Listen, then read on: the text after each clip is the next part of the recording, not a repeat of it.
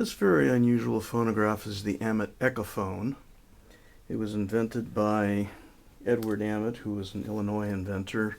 He had first created large motors to adapt earlier electric phonographs like the Edison Class M and the Bell Tainter machines to be used with a spring motor. But in 1896 he decided to create a phonograph of his own. It's kind of odd that a motor manufacturer of his renown actually turned to a clockmaker, the Waterbury Clock Company, to buy motors for his own little machine. This was an attempt to introduce a very inexpensive phonograph to the general public. This cost only $5 when it was released in 1896, and at that time the cheapest Columbia graphophone that was in the market was the Type N, which cost $40. And the cheapest Edison phonograph was the spring motor at $75. So $5 was remarkably cheap, although given inflation, it was still over $100 in today's money for a very, very simple little mechanism. It could be fitted with either a horn, as you see here, or more commonly with ear tubes. The horn is not the same as what you'll find on Edison Gems or Columbia Eagles and the like. It's very lightweight. It has a tiny opening with a fairly wide bell.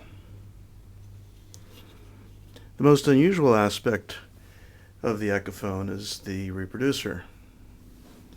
It has a glass tube with a stylus on the end shaped into the tube. It sits on a wooden peg on top of a wooden assembly in which there's a sealed rubber piece of tubing with a hole on the bottom. As that vibrates, the sound is emitted through the bottom of the rubber tube and out through a hole in the front where either ear tubes or the horn can be placed. On this one, as you can see, the top wood piece is cracked. Nonetheless, it still plays effectively. There's a spring with a piece of thread tied to a little winding key here that can be used to tighten the spring and increase the amount of pressure of the stylus on the record, because there is no feed screw. This has a wooden mandrel. Later ones were made with gutta percha. The majority of them were gutta percha. It has a notch cut into the center.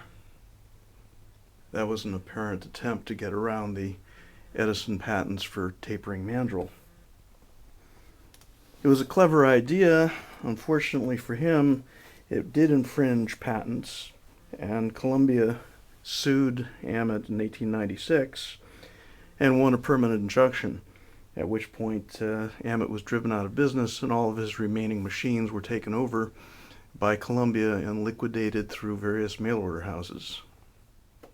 Many of the contemporary ads show it with a horn that's angled upwards. That was a little bit of artistic license. In reality, the horns always were pointed straight. This was certainly not a sophisticated machine. Very simple spring motor.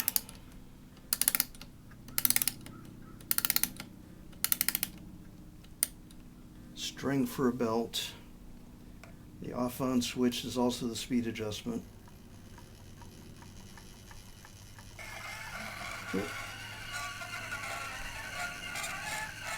It's important for it to be level for it to play.